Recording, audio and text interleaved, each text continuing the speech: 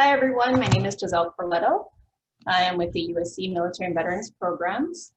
And thank you for joining us today in recognition of LGBT History Month, which is an annual month-long observance of the lesbian, gay, bisexual, and transgender history. We have set up a special agenda. Our first guest speaker is Dr. Carl Castro, the Director of the Military and Veterans Programs at the University of Southern California. You may begin, Carl.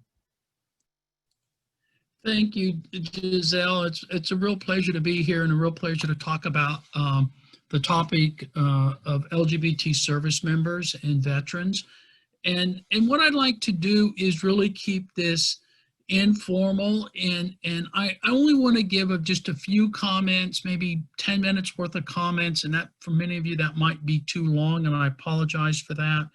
But I just want to sort of highlight some of the work that we've done in this area, and then you really just open it up for questions and just sort of your own observations that you've had as well. I know this is a webinar and I guess you'll have to type these in the chat, but hopefully we'll be able to have sort of a conversation about this and hopefully a continued conversation. And so let me first begin by saying that myself, Ian Holloway, and Jeremy Goldbach received a DoD-funded grant to look at the acceptance and integration of LGBT service members into active duty units. And one of the things, and it was one of 3 studies that the Department of Defense funded looking at this issue. And if I'm not mistaken, we may be, of the 3 grants, the only one that was really successful in recruiting and publishing. And we've since had, I think, at least 8 or 9, 10 publications from this study that have come out, and we have, or have been in various stages of in-press and et cetera, with more to follow. And what I wanted to do, instead of bore you with a big long PowerPoint, which I know some people like, I just thought I would just sort of highlight some of the sort of key findings and then what we're trying to do with those findings. So just by way of background, I think everybody knows that under, at the time, President Bill Clinton, the DoD passed a policy of don't ask, don't tell, don't pursue. And I think looking back on it, it was sort of the great compromise when Bill Clinton was running for president. He ran on the platform. He was going to allow gay and lesbian service members to serve openly. And the reason why they used the word serve openly, because everyone that was serving knew someone who was either a gay or lesbian service member. So it wasn't like gay and lesbian service members never served. They've always served in our military, have always served honorably, have always made an important contribution to military readiness. Every service knew this. The Army, the Navy, the Marines, the Air Force, Coast Guard, everybody knew this. And so this was the great compromise. And a lot of the LGBT advocates felt that Bill Clinton had sold out, because he had run on everyone could serve openly to, well, you can serve, you just can't tell anybody. And oftentimes when we talk about the don't ask, don't tell, we always forget part of the 3rd rung of that policy was don't pursue. And that means that leaders were not supposed to think, oh, I think this service member's a gay person, I'm going to follow him or her around and find out if in fact they are, and when they do, I'm going to kick them out. They weren't supposed to do that, but there's lots and lots of anecdotal stories of where leaders did exactly that. And there's been some speculation, no one has any really hard data, that pursuing part led to the dishonorable or bad conduct discharge of a lot of gay and lesbian service members. And bisexual service members too, I might add. And in fact, when you look at the numbers of service members separated because of their sexual orientation or their sexual identity, the number actually went up under don't ask, don't tell, don't pursue policy.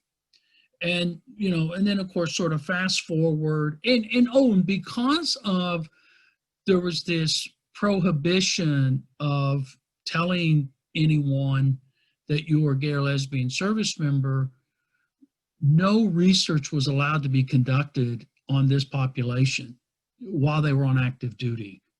And so we knew very, very, very little about what their experiences were, what their concerns were, any health issues, how they're being treated, bullying, hazing, all of those issues we knew very, very little about. Everything we knew came from studies conducted amongst veteran LGBT service members. And so with that data in hand, we said we want to look, now that the ban has been lifted and LGBT services can now serve openly,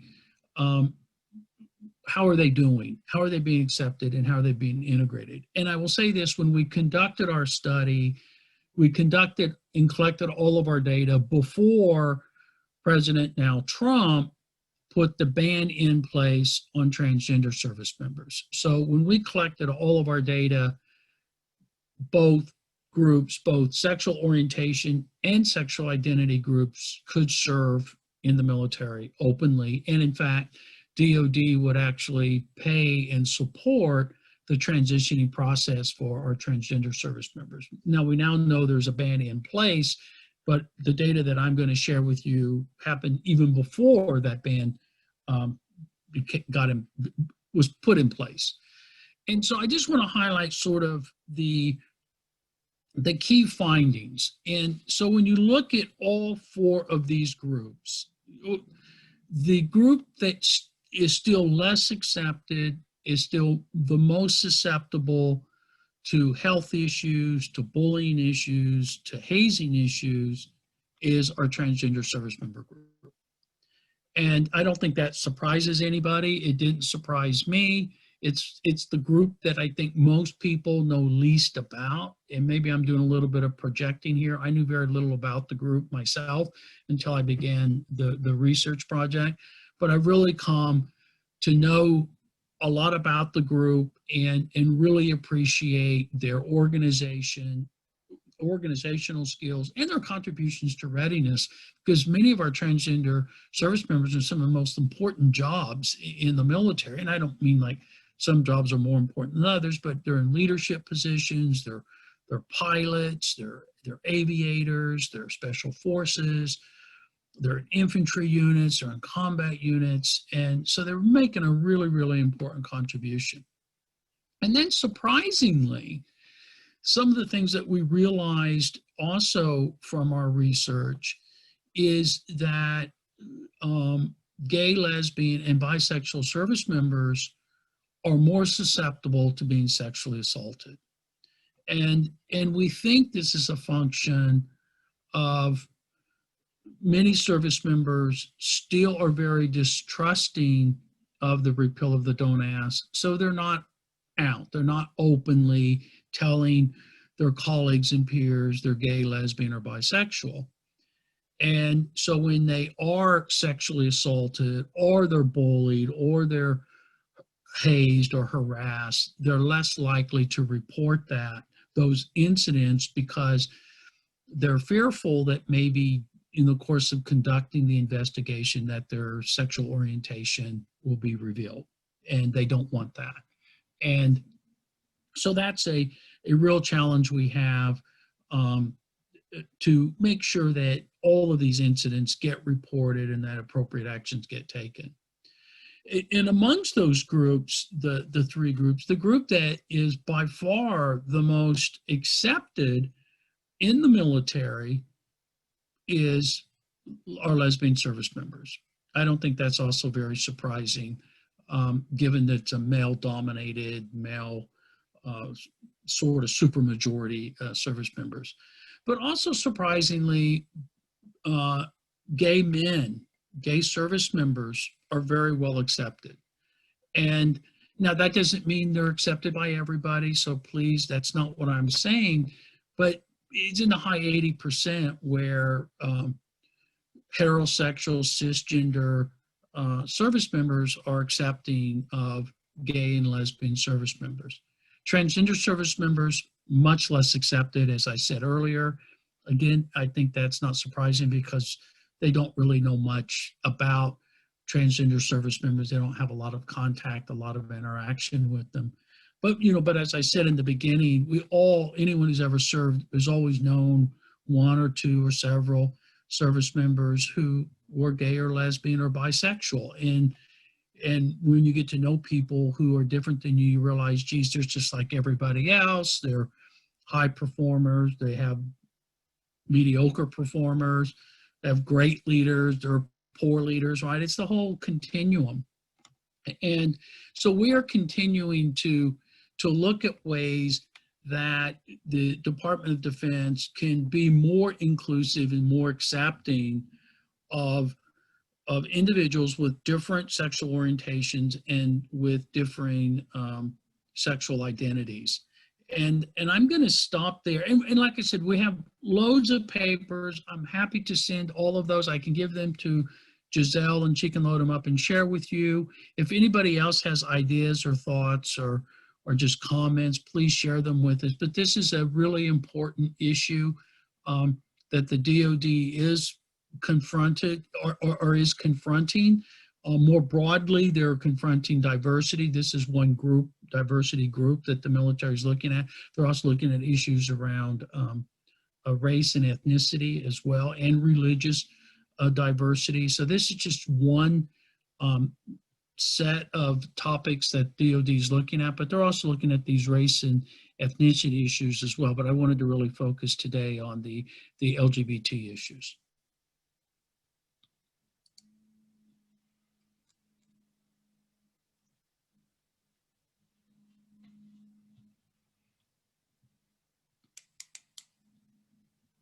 So if anybody has questions, please go ahead and enter them in the Q&A.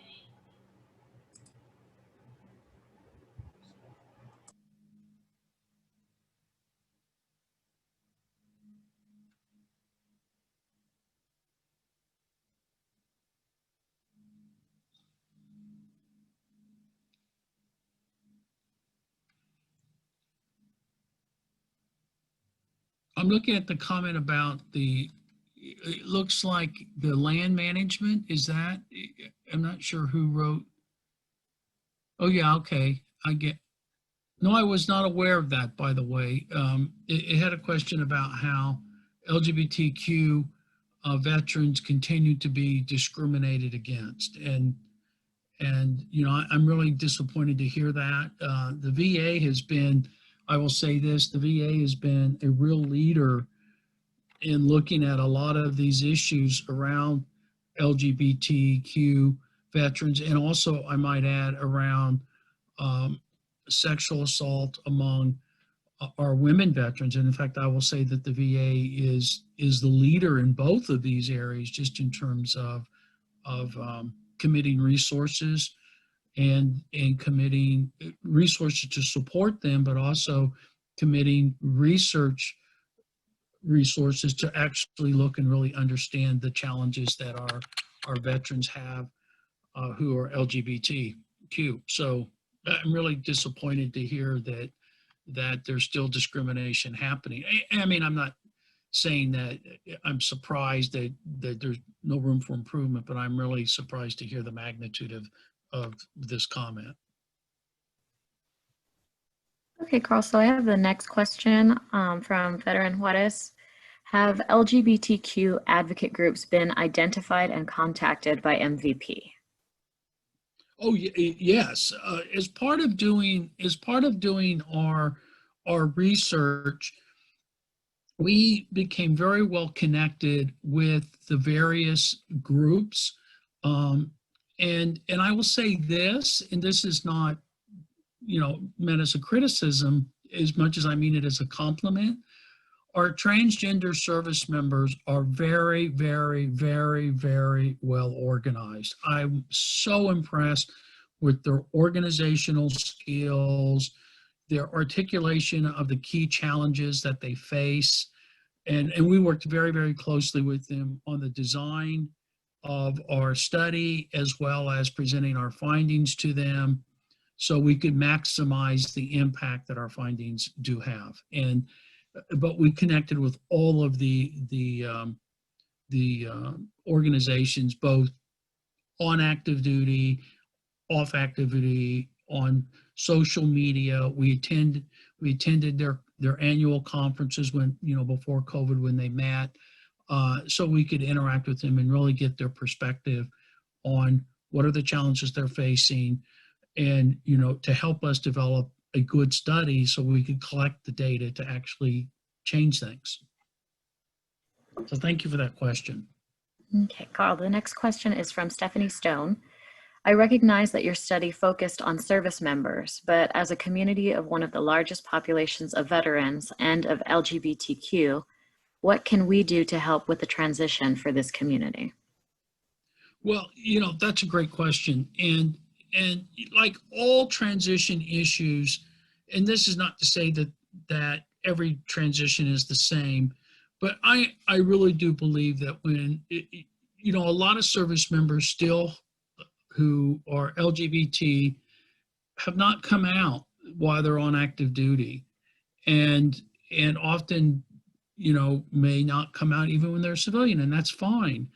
And so I think it's really important that we at least make sure we address the most important issues facing our LGBTQ population, and that is that they have a job when they leave the military, they have a place to live, they have all of their health care needs met. If they have families, their family needs are being met, that the community is welcoming, regardless of their sexual orientation or sexual identity. I think that's the most important thing. And then, of course, there'll be other issues that are unique to each individual, and then we need to address those as well as we get to know the person. And this is where connecting to the community, connecting to the support agencies becomes really, really, really important.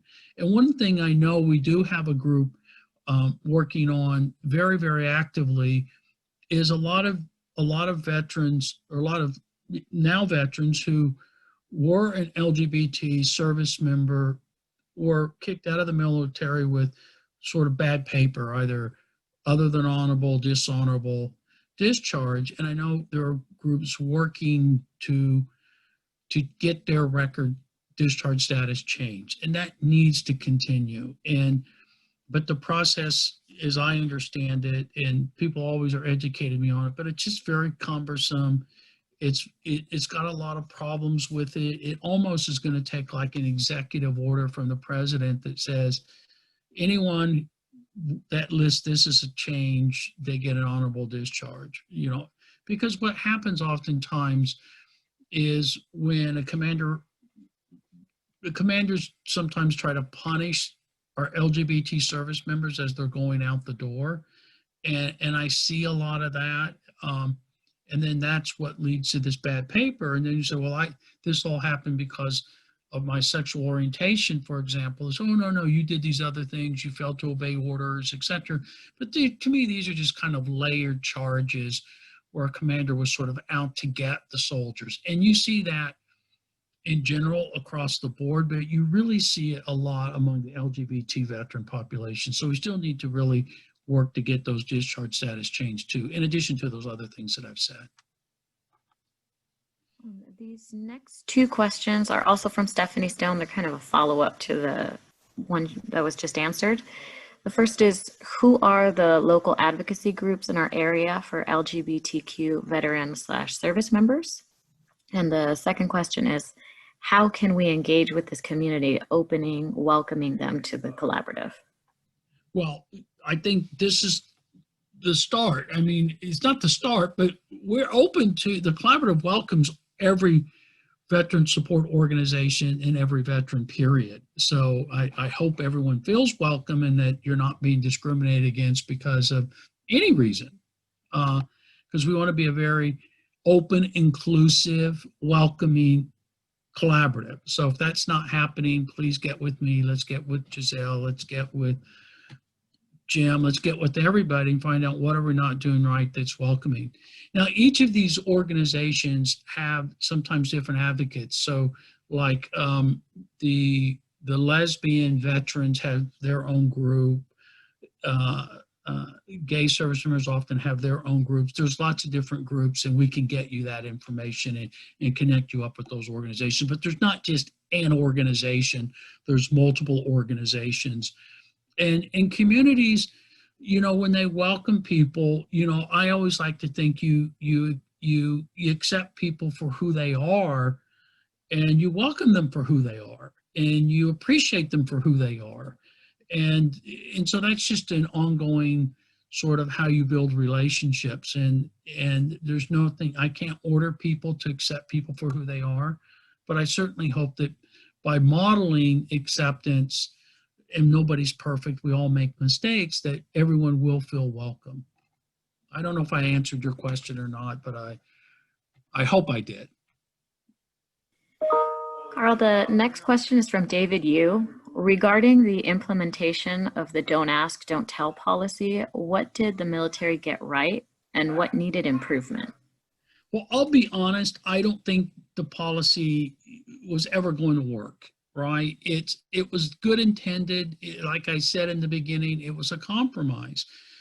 What they really got wrong was the don't pursue, because you had local commanders actually pursuing, and that violated the spirit of having to look over your shoulder and being very careful that you don't get ratted out. And that's what a lot of people did. A lot of the anti-gay, lesbian, bisexual, transgender, they didn't like the fact that LGBT service members could serve, and they stalked individuals to see if they could find out and trip them up and then identify them and kick them out. And I think and the thing is, the legal system acted on that. Higher commanders acted on that. And so they pursued when they weren't supposed to. People acted on that. The justice system in the military acted on what I would consider illegal pursuing. And I just think but that aside, it was probably never going to work anyway, because some of our service members wanted to serve openly. They wanted people to know. And now sometimes, well, they just did that so they could get kicked out. But I think they were trying to make a point that people, just because of your sexual orientation or sexual identity, you shouldn't have to go underground and hide that. Now, if folks don't want to tell people about those private aspects of their life, that's totally up to them. But it shouldn't be up to an organization to say you must keep a very, very important part of your life, who you are, a secret. And when you do things like that, that's what I mean when I say it was never really going to work, because you're asking people to deny who they are as a person. And that's just not something I could ever subscribe to. But like I said, it was a political compromise between one group absolutely not wanting them in and another group saying we want them in to serve openly. So this was the compromise. You could get in, but you couldn't serve openly. Okay.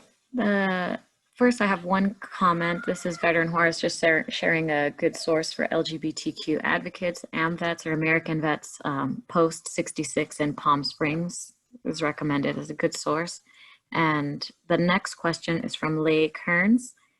How does their service in the military impact them as they move out into the public after their term of service is over? And are there any special things we should consider as we outreach to this group? Well, I think that, and I just want to really emphasize this, that LGBTQ service members love their country. They love serving in the military. And I only hope, and I have to say hope because I'm not 100% sure, that they really enjoyed their time in the military and they enjoyed serving. And And all of the skills that they gained while serving, both leadership skills and technical skills, all can be used as they transition out of the military.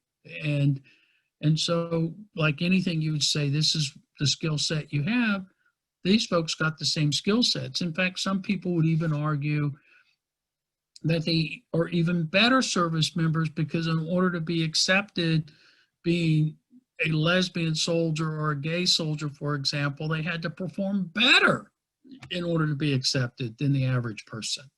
And you know, so I think that anyone who serves in the military is going to come out and contribute to society in a very, very important way from the skills and the experiences that they gathered and gained, I should say, from their military service. Okay, and the next question is, what is the short-term goal to work with LGBTQ? I'm not sure what that means, because I don't think in terms of short-term goals.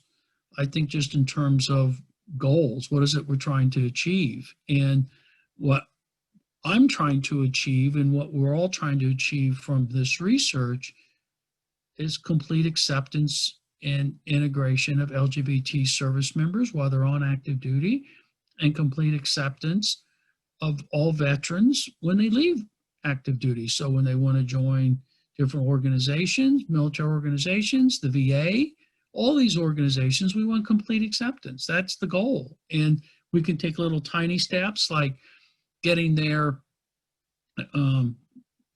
discharge status change, which is a long process, but it is a short, you know, but I think we should think really total acceptance of everyone that served, regardless of sexual orientation or sexual identity. All right, thank you so much, Carl. That was the last of our questions for this segment. Thank you for having me, and hopefully we can keep this conversation going. It's not just a one-time conversation, but it's an ongoing conversation. And everybody will get links to the articles that Carl has co-published in the follow-up email. Now I'd like to welcome Jesse Ortiz-Barreto, Veteran Affairs Coordinator, and Jonathan Willett, Housing Navigator at the Los Angeles LGBT Center. Gentlemen, thank you for joining us today. First of all, I want to thank Carl and Giselle, especially Carl. I mean, the things I'm an Air Force veteran who was separated during the Don't Ask, Don't Tell policy because they found out that I was gay and they put me through hell. And to see that people are actually addressing this issue is a beautiful thing, and it brings a lot of pride to my heart. And thank you for all that you do. Is the PowerPoint presentation gonna pop up? Oh, there we go. Yeah.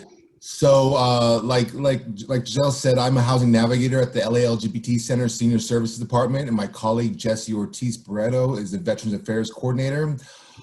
So we work for the Senior Services Department, and so the Senior Services mission statement, it says Senior Services strives to create a safe, welcoming, and respectful community where LGBT people in their 50s, 60s, 70s, 80s, 90s, and beyond can come together to learn, connect, build friendships, gain support, and thrive. Next, please. To be a client at the center in our department, you have to be 50 years of age or older. All services are free. If you're interested in signing up, you just have to go to seniors.lalgbtcenter.org and to register that as a client. At that same website, you'll have access to the activity schedule, RSVP for certain activities. You can request case management assistance and some ADA accommodations. Next, please. Service provided there, we have case managers, we have employment assistance, housing navigation, activities that go on all day, every day, and our Veterans Affairs Coordinator provides veteran services to our veterans. Next, please. Due to COVID-19, all of the activities and things that we do here at the center is done on Zoom, and this will go on until further notice. For case management, housing navigation, and employment assistance, they're all done over the phone and Zoom. And we also have a drop-in tent Monday through Thursday outside of the Senior Center where our homeless clients that do not have access to Zoom or a phone, you know, they can meet with a case manager or the housing navigator like myself during the lunchtime period. Next, please. So case management. So we have senior care specialists. They're experts in handling all sorts of affairs for our clients. They get them connected with their Social Security benefits, their Medicare, housing, and much, much more. Since I came aboard with the center about 2 years ago, I brought a little bit more understanding of what the process is of getting signed up for veteran, like service-connected disability, and various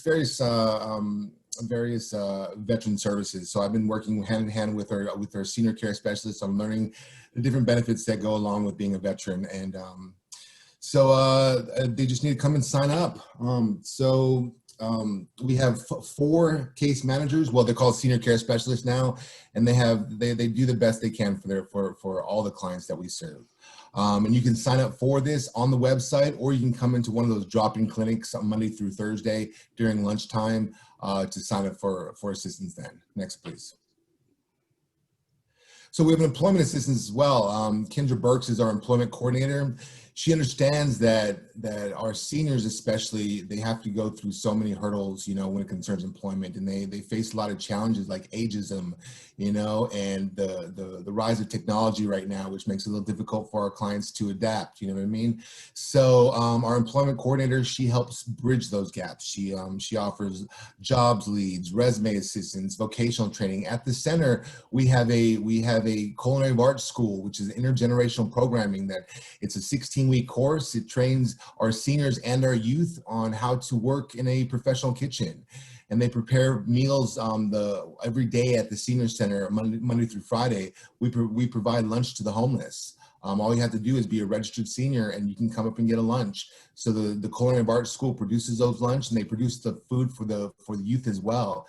And so it trains them to be in a professional kitchen. And once they're done with that, then we have partnerships with different kitchens throughout the city, you know. And so we get our clients to go work for them afterwards. It's a beautiful program, and it just started at the beginning, about a year ago. And right now, unfortunately, we're not taking any seniors into the program because of COVID-19 and their high risk of catching COVID. But once that goes down, we're going to start taking seniors again. But right now, the youth is taking over that program. Next. Housing navigation. So I'm a housing navigator now. So what we do is we just provide our clients with the best resources we can. You know, housing is a huge problem here in the city, you know, especially when it concerns our seniors. You know, our seniors are living on a very, very fixed income, and the cost of living here in Los Angeles is through the roof, you know. So I specialize in finding low-income senior housing for our seniors, you know, and it's a long process, you know, but we do the best we can. We provide them with assistance during their lease-up process. You know, if they need assistance getting money to pay for their deposit, we'll help them with that. If they need assistance, you know, just gathering all their paperwork so they can, you know, be approved for these different programs, you know, we do that. Unfortunately, we don't have wraparound services at the center, so we don't provide VASH for our clients or any Section 8, but I do have connections with various service providers throughout the city that I get my clients connected with, that allows them to get connected with their VASH or Section 8 if they're HIV positive, or if they're dealing with a chronic disease like cancer. You know, I can get them there. I can get them connected with an agency that'll get them their voucher, which significantly impacts their chances of getting housed. Next. So at the center, we have 2 apartment buildings. The first in all of the United States history for low-income LGBT seniors is called Triangle Square, and it's located in the heart of Hollywood. You must be 62 years of age or older there. It's 103 units, 96 are 1-bedroom units, and 7 are 2-bedroom units. If you guys know what AMI is the average area medium income levels. And for that building, they take 60, 50, 40, 30, and 20% AMIs. The particular building was built with HOPA funds. HOPA stands for Housing Opportunities with Persons with AIDS or HIV. So an individual that is 62 plus that has HIV or AIDS, they will have priority in that building because the building was built with those funds. But it's if you can get in that building, it's a beautiful place to live. We provide lunch Monday through Friday to the seniors and activities. You know, normally without COVID, we provide certain like activities throughout the week, you know, on a daily basis for the seniors that live there. It's a beautiful place to live. It's right down the street from a Trader Joe's. If I could live there, I would in a heartbeat. And they have a heated pool that's heated 24 hours a day, 7 days a week, 365 days a year. Okay, next slide. So our newest development is the Ariana Getty Foundation Senior Housing. This is located close to Santa Monica and Highland in Hollywood. It's located at our new campus, the Nita Mae Rosenstein campus. This campus is the largest and intergenerational campus in the world, and it is the first one in Los Angeles. So it's a place where it's going to house both youth and senior, youth being 18 to 24 and seniors being 62 plus. There's going to be a lot of programming that's going to be going, that's the intergenerational programming like the Culinary Arts School is designed to bridge that gap between the seniors and the youth. You know, there's a huge disconnection between those two generations, and we're hoping that with this campus, it'll bridge that gap. And provide a little bit more understanding between both generations. There's 97 units. 59 of those units will be for affordable housing, which is designated for 60 and 50% AMIs. 13 of those units will be set aside for the West Hollywood inclusionary unit list, and 25 are permanent supportive housing units, which they all have to come into the CES system in order to be into those units. This building is still under construction, and we are hoping to start moving clients in at the very end of the year or the beginning of next year. I'm looking at the beginning of next year as the more realistic date. But it's a beautiful building, and it'll be a wonderful place to live, and it's a great improvement to the city of Hollywood. Next. Our activities coordinators, they understand that our seniors, the one thing that kills our seniors more than anything else is isolation, right? And our activities coordinators do what they can to bring them out of their house or to get them participating and interacting with other people. And so our activities coordinators provide so many things. I mean, the next slide is going to show you our calendar. It is a packed calendar. We provide activities every day of the week except Sunday. Even sometimes there is a Sunday. We provide activities on that day. But we want to make sure that our clients get participating and get active. And these activities they range from you know, therapeutic things to just general socialization to you know, fun activities. You know, some of the things like managing your health is an educational thing that we put on. We just put on a financial literacy course last Friday, which was amazing success, you know, which provided our clients the know-how of how to manage a budget correctly, the little tricks on how to figure out like what extra spending that you're doing that you don't remember that you're doing, like, you know, some apps or whatever, or some subscriptions that you don't even use anymore. You know, it provided the clients the knowledge and know-how to fix things that they might not have realized is a problem. But I mean, we do this every single month, and it's amazing to see the change it has in these clients. And sometimes this is the only thing the clients got going for them since they're seniors and they're afraid to go out because of COVID. You know, and right now all the groups are all done on Zoom. You know, so it gets them in the computer, gets them interacting with other people, and it's a beautiful thing. Next, please. So this is our calendar. Like I said, Monday through Saturday, there is something going on, and this is what our calendar looks like forever. When COVID just first started, we might have had like one thing a day, but now we're back to our normal thing. This looks like a normal schedule, you know, when COVID wasn't around. You know what I mean? So, but everything's just done on Zoom now. And so you could always all the clients that register with us, they have the chance of getting this calendar or this our newsletter either in the mail or via email. So which has all this information and all the login information for all the Zoom activities, etc. Next, please. So we have a Pride Pantry. The center has put together a food bank that we have several different organizations throughout the city that bring us food, and then we distribute to the most vulnerable populations. And one of them is our senior population, right? Our senior population is extremely affected by COVID. So, and because of the risk, their risk of getting COVID is higher than everybody else, we want to try to make it as easy as possible for them. So we do deliveries to their house. So they can sign up with us as long as they're a registered senior. They can go on to lalgbtcenter.org/senior pantry and sign up for delivery date. I mean, it's about a month out, right? But you can sign up for 2 deliveries a month, right? So as long as you sign them up for those 2 deliveries a month, we'll deliver groceries, and this includes things like household cleaning supplies to canned vegetables, fresh produce, canned fruit, dry goods, hygiene products, household cleaning supplies, and masks. So, and they can get this twice a month delivered to their house, so they don't have to leave the house to come out and get it, and they don't have to put themselves in a chance of catching COVID because of other people who refuse to wear masks. And so, yeah, so it's a beautiful thing. It's a beautiful thing. And all they got to do is just give us their address and a phone number, and they just have to pick up the phone before in the morning on the day of the delivery to verify that they're gonna be home. Next, please. So our veteran services, I'm gonna let Jesse explain a little about what he does for our veterans. Good morning, everyone. Thank you. My name is Jesse Ortiz-Barreto. I'm the Veterans Affairs Coordinator for the Los Angeles LGBT Center. Mr. Castro, I want to go ahead and thank you for bringing out this information. It's very useful.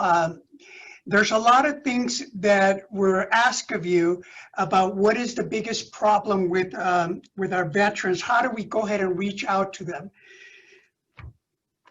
I reached out, just so you know, the position that I took over about, I would say 7 years ago.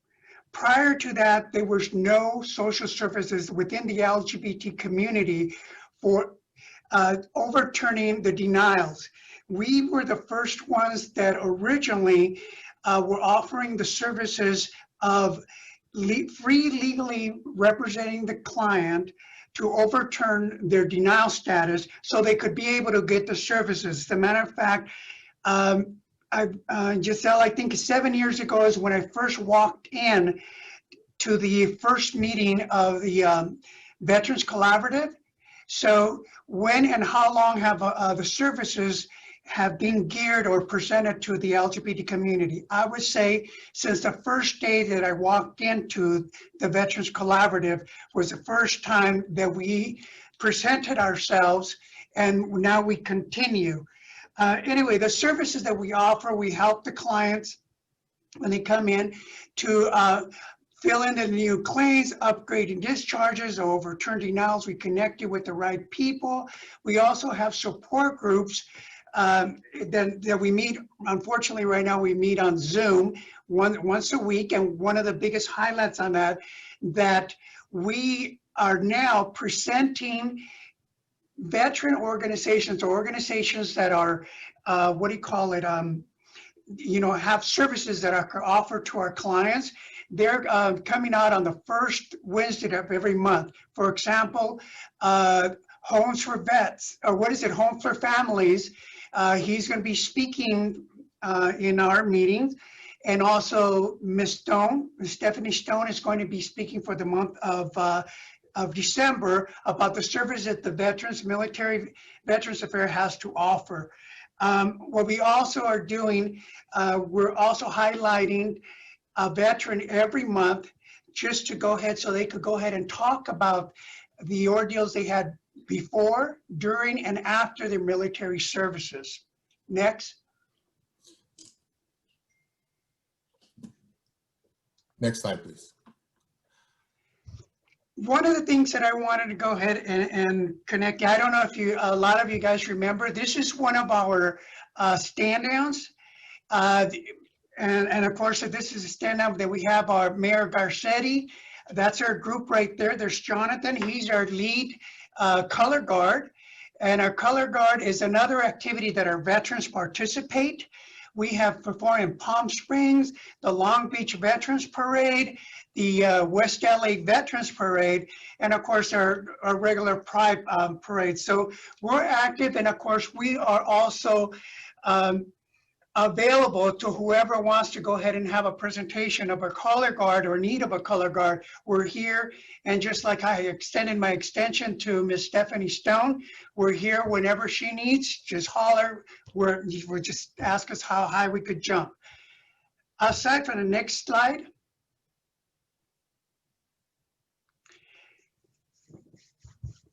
Here's another initiative. The Los Angeles LGBT Veterans Initiative was, again, a program that was geared so we could go ahead and help upgrades and do outreach. One of the biggest things that I did about 7 years ago, right after the collaborative, I went to San Diego. And the reason I went to San Diego, I went to the San Diego stand down. And the thing is, how do we reach out to them? And one of them, just like Ms. Castro's, how do we reach, we reach within our groups, but also us, the Los Angeles LGBT Center also needs to take the first step. And my first step was to reach out to as far at the corners that I could get to in order to reach many of the veterans that have denied that they were in the military because of fear of taking whatever little services they already have. They're still in fear of that. And, you know, one of the things that Mr. Castro talked about, what is it, how could we get them to know that the VA is welcoming, and so is all the other groups, the VA, the VOA, Military Veterans Affairs, PATH, all these organizations are very welcome, and I want to thank each and every one of you. Robert Rivera, thank you very much. And even Telecu, you guys are welcoming our community. But my biggest problem is actually convincing the veteran that it's okay to be who they are now. And that's the biggest challenge that Jonathan and I struggle. You know, I want to go ahead and, you know, just mention a little bit about Jonathan. If it wasn't for me reaching out, Jonathan would not be here in offering all these services that he has, you know, and that was the great thing with Mr. Michael Johnson that invited the center to their stand down at the VA campus, and that's where I took the rainbow flag and I displayed it. The only reason that Jonathan came is because he saw the rainbow flag. And that's one of the things that we at the LGBT Center, we need to go ahead and spread out more, pass out information. That's why in the next slide, you'll see that about a year ago, we got together and we got a grant from the California Arts. Is that correct, Jonathan? Yes. California Art something. We got a grant and we were able to go ahead and produce. We produced a documentary where we got our own veterans, our clients, that not only did the production, the filming, the editing, the interviewing, the cut, everything, the music.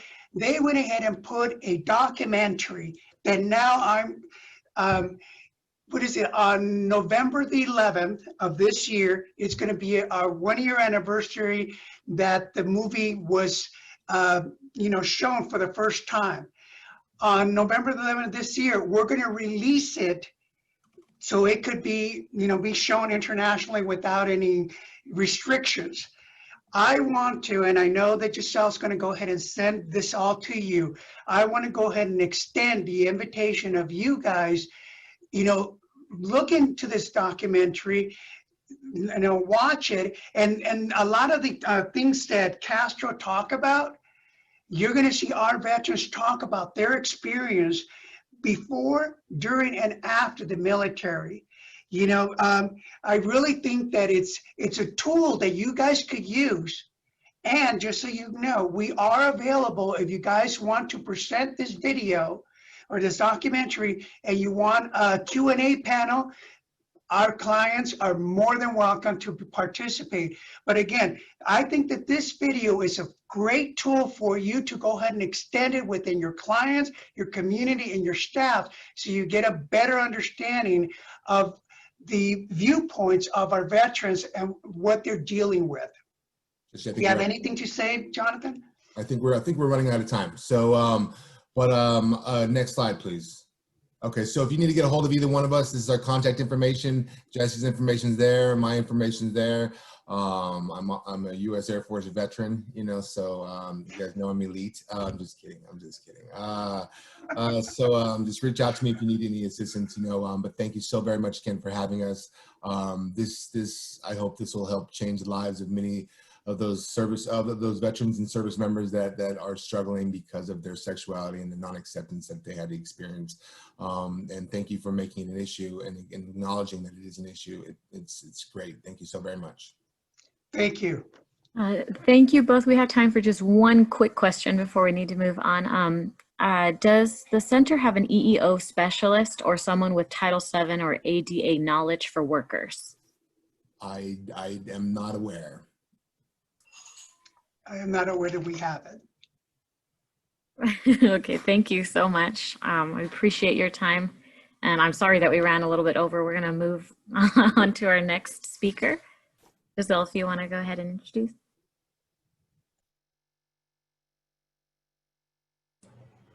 Hi, everyone. I'd like to introduce our next guest speaker, Renata Sahagian. She's the Chief Executive Officer of Life Aid Research Institute. Renata? Hi, everyone. I hope you can all hear me. I am proud to be the Chief Executive Officer for Life Aid Research Institute. You can go to the next slide. I showed some fun photos of me because we do a lot of stuff outdoors, so I wanted you to see that photo too.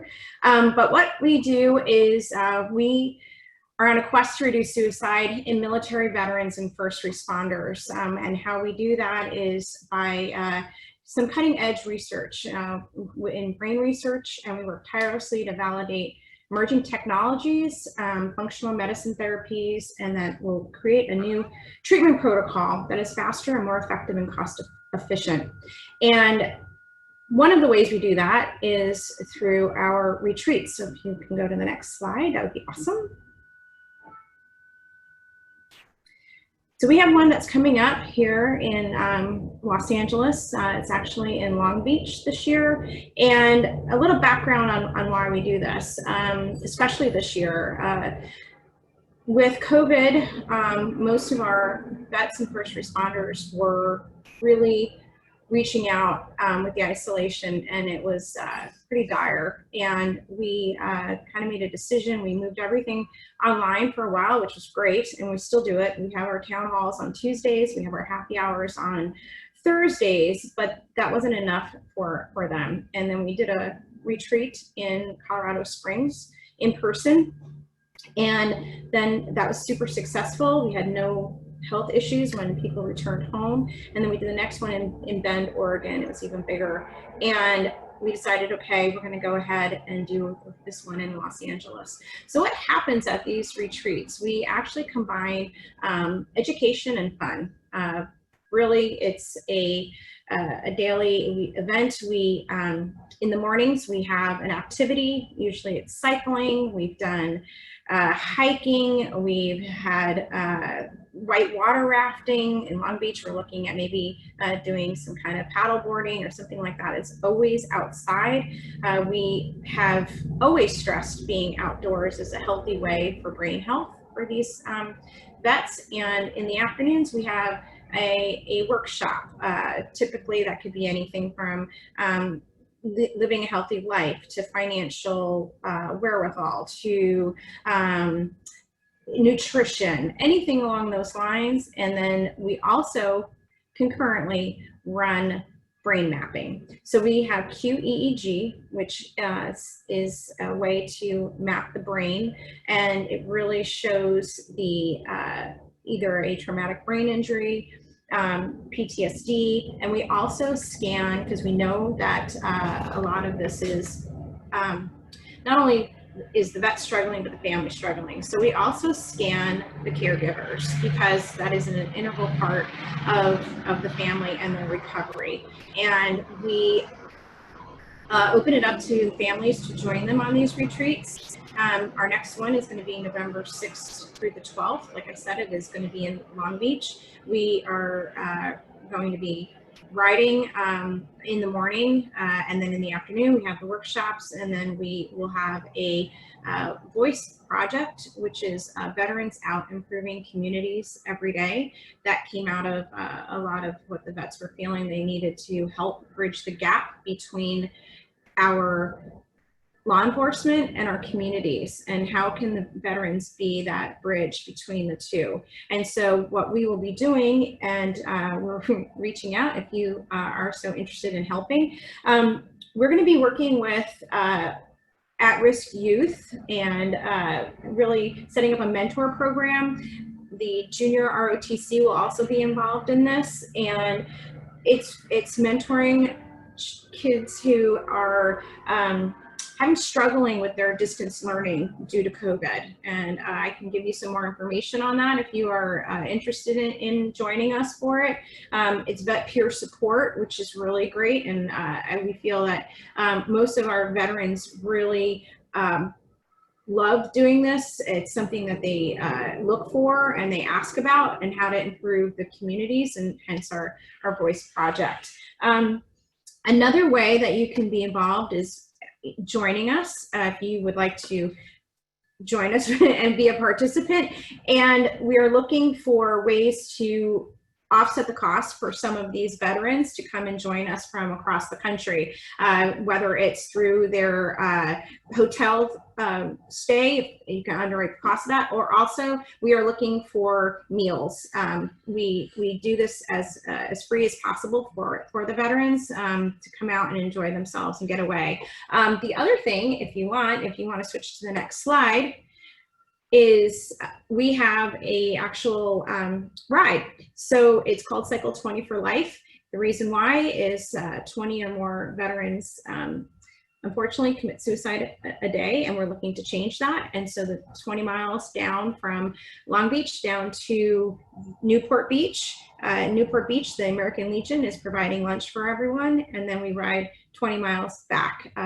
We have it's a great event. It's really cheap. The registration fee is $20. We're making very affordable for people this year, and all that goes towards providing services such as brain scans, hyperbaric therapy, different things that we do to help them have a good brain health. I have, obviously these slides have the websites on them, but if there's anything else that you have questions about and how we do this, I would love to take any questions or suggestions. Anything else? I'm really proud of the work that we're doing. I've seen the scans between when someone first comes in and they get scanned at an event, and then they go through their treatments, and the second scan that they have is remarkable. And they are less anxious. They get to sleep through the night. They are healthier. They have a healthier relationship with their family, their kids. It's really a truly impactful program that we have, and I really extend it to everyone. Any questions?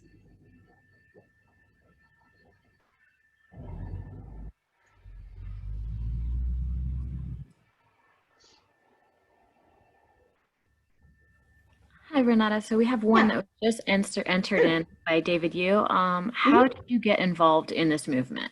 How did I get involved in it? Yes. I've been in nonprofit for several years. I've always had an amazing soft spot and an admiration for people who serve in whether it's a veteran or it's a first responder, and to me, they're considered heroes. And I wanted to do something, and this made the most sense to make an impact, a very real impact, and especially during COVID, when people have been reaching out and really struggling with the isolation that they've been going through. And given the climate that we're living in with the treatment of our veterans and first responders and what they're going through right now, I felt this is definitely a way to give back and make an impact. So we have a very dedicated Small staff, but we're mighty. We thrive on volunteers and really working with them. And it's an amazing, we created a family, I would like to say, across the country. We have a WhatsApp group that they belong to, and through these town halls and the happy hours that we host online, really has helped them cope with what's going on right now, because they feel like they're part of a family and part of a bigger investment. And then the other thing is also getting out there and doing peer support and feeling like they are giving back to the community means a lot. And next I have a comment really from Stephanie Stone. Yeah. She says no question, but she is signing up for the ride.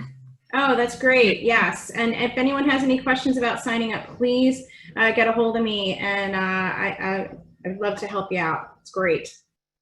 And it's easy. It's super flat. If anybody doesn't, I mean, you should all know, but that coastline's pretty flat. So. And then we have time for one last question from veteran Juarez. He would like to know, he or she, I apologize, best contact info to give.